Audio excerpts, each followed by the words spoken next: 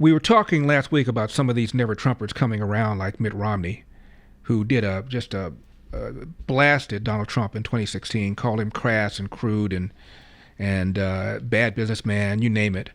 And now he's saying, well, it's Trump's party. It's a mega party. He's transformed us to a working class party, and you got to give it up.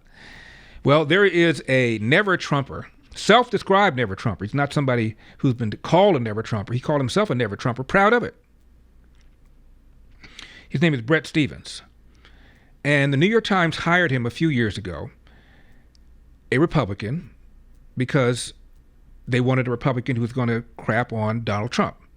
And in Bret Stephens, they got a nerdy, erudite kind of guy, the kind of person that the New York Times likes to use to do exactly that. Well, his first column, we've talked about this in the past, his first column was a column about his skepticism, not about climate change, but about climate change alarmism. And so many people called the New York Times to cancel their subscriptions that the then New York Times managing editor, his name was Dean Baquet, at a town hall was shocked.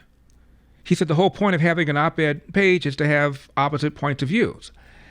And he talked about how so many people called to cancel their subscriptions because Bret Stephens was hired, A, and B, wrote a column where he was skeptical of climate change alarmism.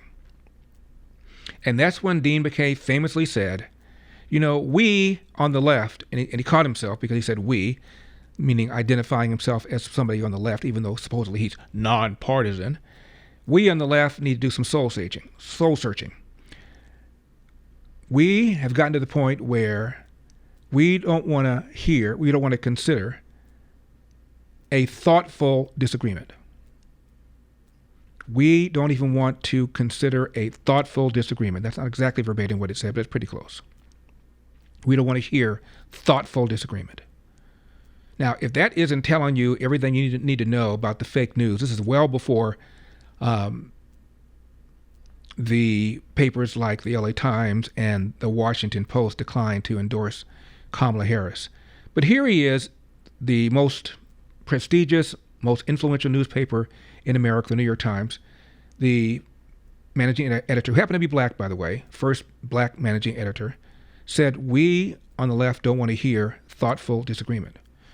Well, Bret Stephens has now done a 180 on Donald Trump. He wrote a column, and he says, it's time for us to knock it off. It's time for Trump's perennial, his word, critics, to, quote, drop the heavy moralizing and incessant doomsaying, end of quote, about the incoming number 47 and his administration.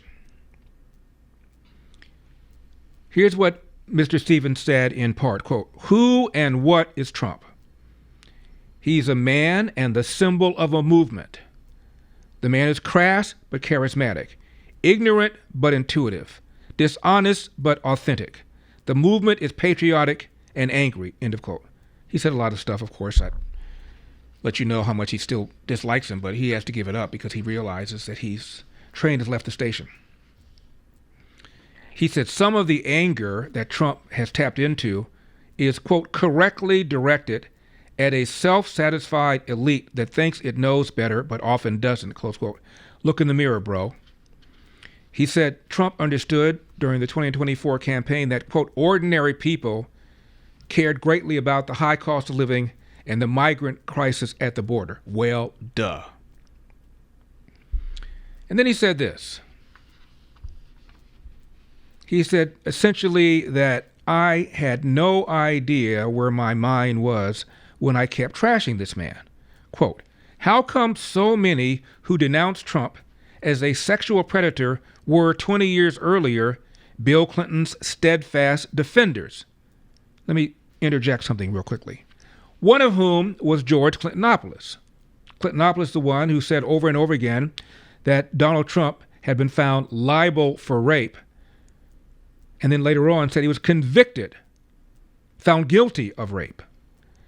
He was one of Bill Clinton's staunchest defenders when he was one of his top aides when Bill Clinton ran for president. Remember the allegations made by, among others, Paula Jones and Juanita Broaddrick and Kathleen Willey? There he was, George Clintonopoulos, trashing them. Now, fast forward, he's the chief news anchor for ABC News, an objective journalist. It's ridiculous. So Bret Stephens could very well have been talking about people like George Clintonopoulos when he said, quote, "Why were the same people who demanded investigations into every corner of Trump's family business so incurious about the Biden family dealings, like the curiously high prices for Hunter's paintings," end of quote. Really? And where were all these people, he said, who were calling Donald Trump a sexual predator, who were defending Bill Clinton? Stephens said this, and I'm quoting, "We missed that his working class appeal," referring to Trump, "would also reach working class minorities, like the 48% of Latino male voters who cast their ballots for him last month. And we were alarmed by Trump's protectionism and big spending ways, but the economy mostly thrived under him, at least until the pandemic," end of quote.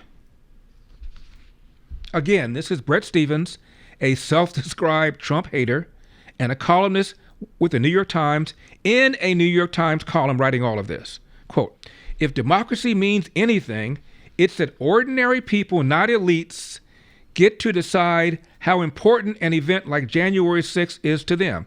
Turns out, not so much," end of quote. Again, this guy is all but saying, I had my head up my you-know-what. I'm part of the self-satisfied elite that people don't give a damn about. We thought January 6th was an insurrection, that it was an attack on the foundations of the republic, and Americans didn't give a rip. They thought it was a bunch of morons who staged a riot, and they were acutely aware that Donald Trump said, "I want you to peacefully and patriotically make your voices heard," something that people like Bret Stephens and the January 6ers have completely and totally and persistently and intentionally ignored. Yeah, Donald Trump was twirling his mustache saying, "I want you to go in there. I want you to threaten the lives of Mike Pence, threaten the lives of Nancy Pelosi, and set the place on fire, and that will endear me to the American people." Are you kidding me? But that is a narrative that they believed. Now Stephens winds up by saying people like moi and other people who have been never Trumpers, who've trashed the man from day one, need to back up and bow down. Quote, "So here's a thought for Trump's perennial critics, including those of us on the right.